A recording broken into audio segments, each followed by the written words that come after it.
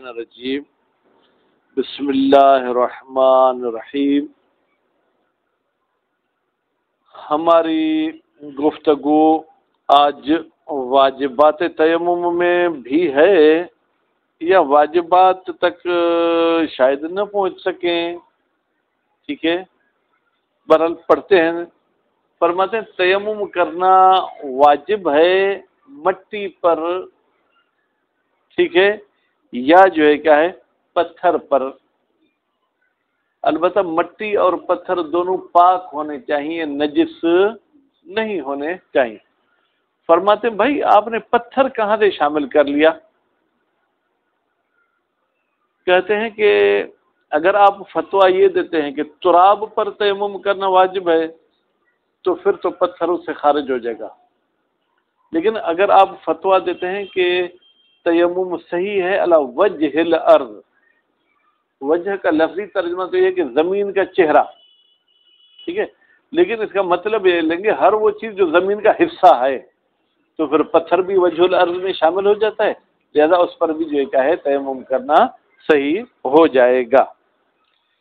اب وہ تراب لفظ ہے، بعد میں صعید کا لفظ استعمال کیا ہے، ٹھیک ہے، صعید بھی وہی وجہ الارض کو بولتے ہیں۔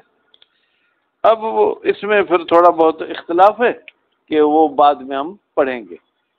اس کے بعد پھر فرماتے ہیں کہ زمین سے جو معدنیات نکلتے ہیں اس پہ آپ تیمم نہیں کر سکتے، مثلا کوئلہ نکلتا ہے، سرما نکلتا ہے، ٹھیک ہے، نمک نکلتا ہے، ان چیزوں پر جو ہے تیمم نہیں کر سکتے ہیں۔ اچھا، کچھ ایسی زمینیں ہیں جن پر تیمم کرنا مکروہ ہے، یعنی کریں گے تو ہو تو جائے گا لیکن مزے کا وہ آپ کو ثواب نہیں ملے گا۔ وہ کون سی زمین ہے؟ جس کو ہم سندھی میں کلر بولتے ہیں، جو تھوڑا سا ابھر کے اوپر آ جاتی ہے زمین، اگر اس پہ ہاتھ رکھیں یا پاؤں رکھیں پھر وہ نیچے دب جاتی ہے، تو اس میں نمکیات کا بھی اثر ہوتا ہے، اس پہ تیمم کرنا مکروہ ہے۔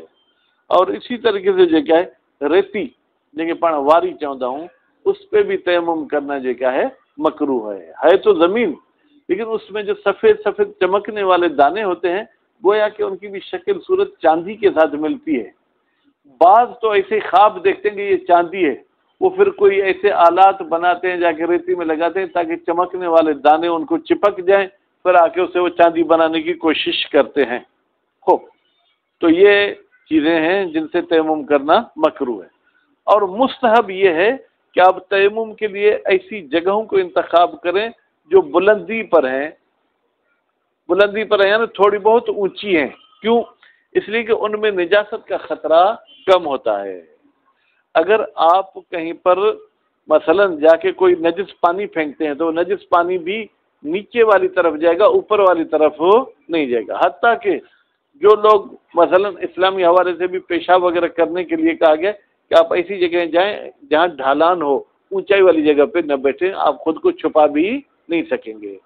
تو اس حوالے سے مستحب ہے کہ آپ تیمم کے لیے ایسی جگہ کو انتخاب کریں جو عام زمین کی سطح سے تھوڑی اس کی سطح کیا ہو، اونچی ہو۔ بسم اللہ الرحمن الرحیم۔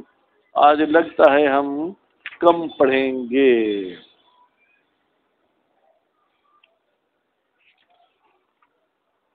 وَيَجِبُ التَّيَمُّمُ، بھائی میرے توجہ درس میں ہو، لودھی کی طرف نہ کرو توجہ، ٹھیک؟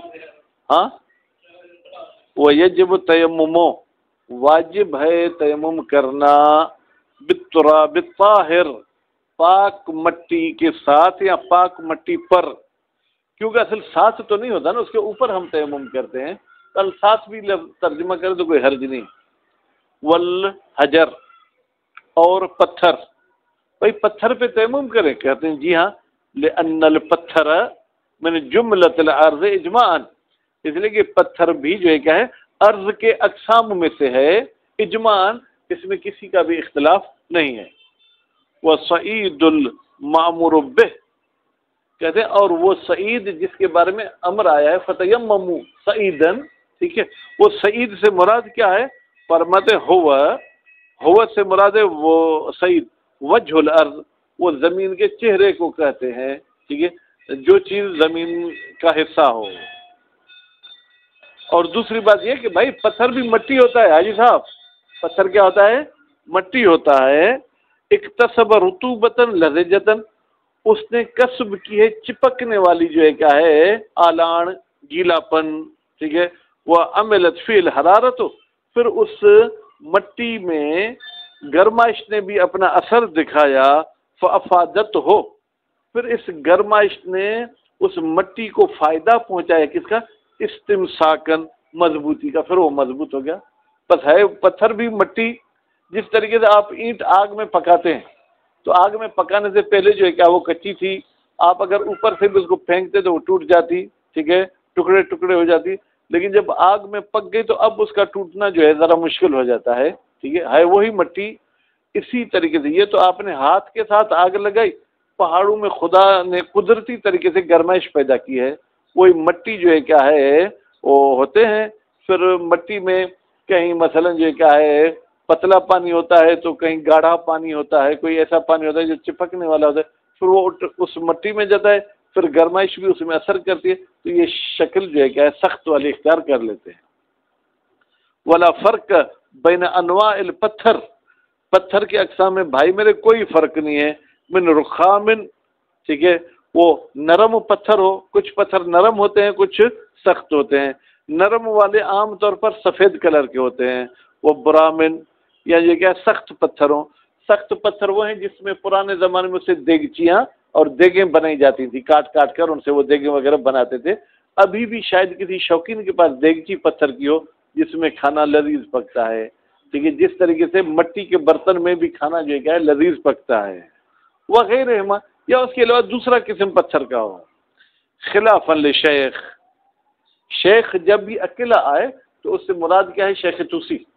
فرماتے یہ بات شیخ توسی کے خلاف ہے، حیث اشترط، جبکہ شیخ توسی نے شرط لگائی ہے، فی جواز استعمال الحجر، کہ بھائی پتھر اس صورت میں آپ استعمال کر سکتے ہیں، فقد التراب، جب مٹی نہ ہو۔ فقد اشترط کے لیے مفعول ہوگا، اشترط فقد التراب، انہوں نے کہا کہ بھائی جیسے پانی نہ ہو تو تیمم کرو، اسی طریقے سے تیمم میں بھی مٹی نہ ہو تو پتھر کو آپ استعمال کرو۔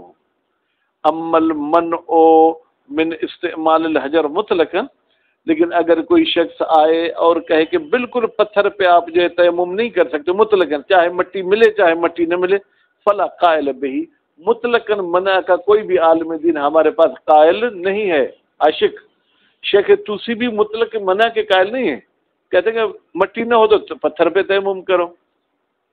ومن جوازہ بالحجر، کہتے ہیں ومن جواز تیمم بالحجر، جب ہم تیمم کو پتھر پہ جائز سمجھتے ہیں تو اس جائز سمجھنے سے ایک اور چیز بھی ہمارے سامنے نکل آتی ہے، یستفاد جواز التیمم بالخذف، استفادہ کیا جاتا ہے کہ جائز ہے تیمم کرنا مٹی کے پکے ہوئے برتن پر۔ مٹکے پہ اگر آپ تیمم کرنا چاہیں تو کر سکتے ہیں، بھائی مٹکے والی اتنی سختی تو نہیں ہے جتنی پتھر والی ہے، ٹھیک ہے، مٹکے کو بھی سب کہتے ہیں مٹی کا برتن، یعنی مٹی کا نام بھی اسے سلب نہیں کرتے، جبکہ پتھر سے تو مٹی کا نام بھی سلب ہو گیا ہے۔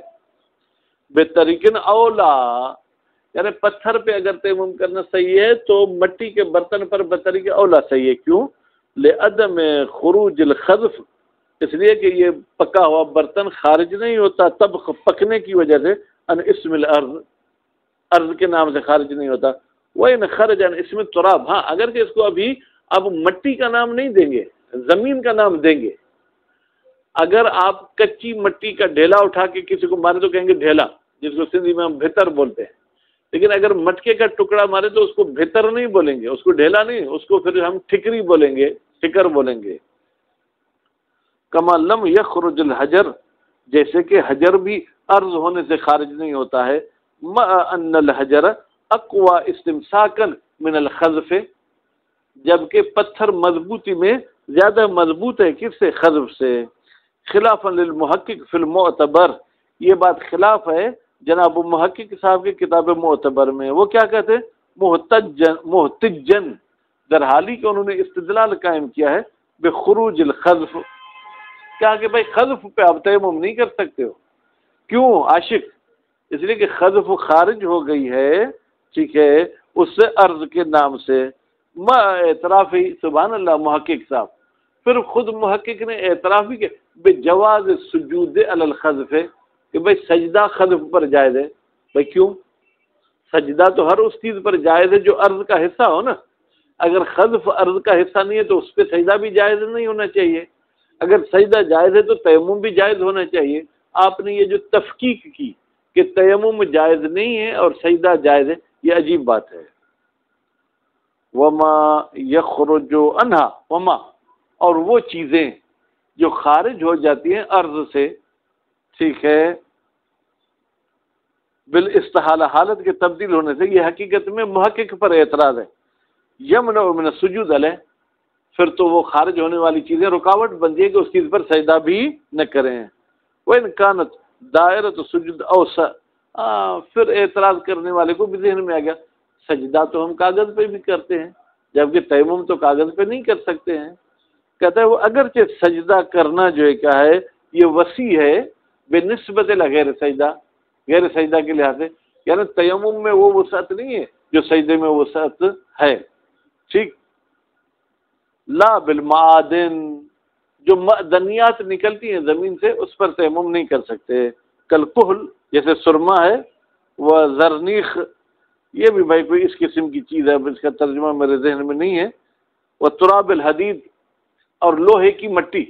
بیٹا یہ جو لوہا آپ کے نظر میں ہے نا، زمین کو جب کھودتے ہیں تو اس مٹی میں لوہے کے بھی ذرات مکس ہوتے ہیں، پھر آ کے اس کو چھانتے ہیں، ٹھیک ہے، کسی چھانی میں چھانتے ہیں، پھر وہ مٹی الگ ہو جاتی ہے، پھر لوہے والے وہ اجزاء جو کیا ہے وہ جدا ہو جاتے ہیں۔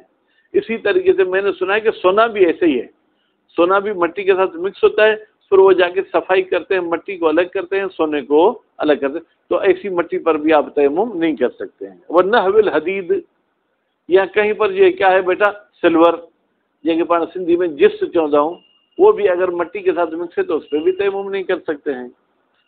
ولا نورا، بال صفا پاؤڈر پہ بھی آپ تیمم نہیں کر سکتے ہیں، ٹھیک ہے۔